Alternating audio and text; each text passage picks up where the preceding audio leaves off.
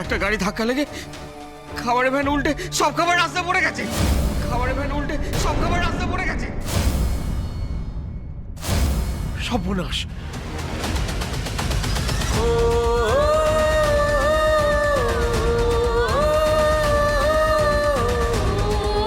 কই কই রান্নার দায়িত্ব কে নিয়েছিল?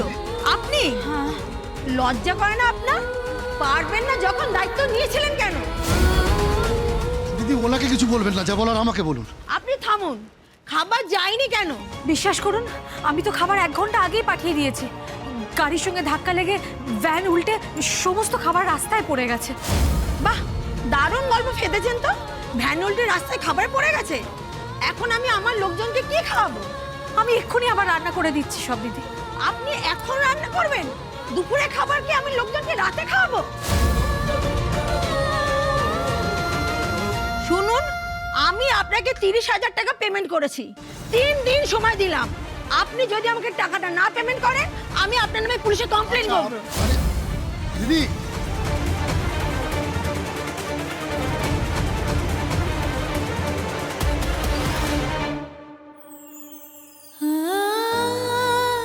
বাহ, দারুণ গল্প ফেঁদেছেন তো। ভ্যান উল্টে রাস্তায় খাবার পড়ে গেছে, এখন আমি আমার লোকজনকে কি খাওয়াবো? আমি আপনাকে 30,000 টাকা পেমেন্ট করেছি। 3 দিন সময় দিলাম। আপনি যদি আমাকে টাকাটা না পেমেন্ট করেন, আমি আপনার নামে পুলিশে কমপ্লেন করব।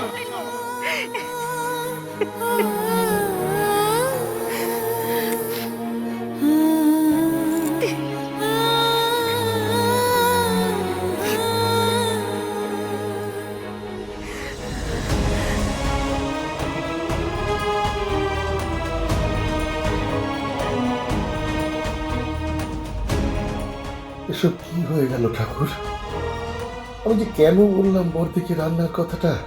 হে ঠাকুর, এবার আমি কি করব? ভগবান দাস প্রতি সোম থেকে শনি রাত 8টায় জি বাংলা শোনারে।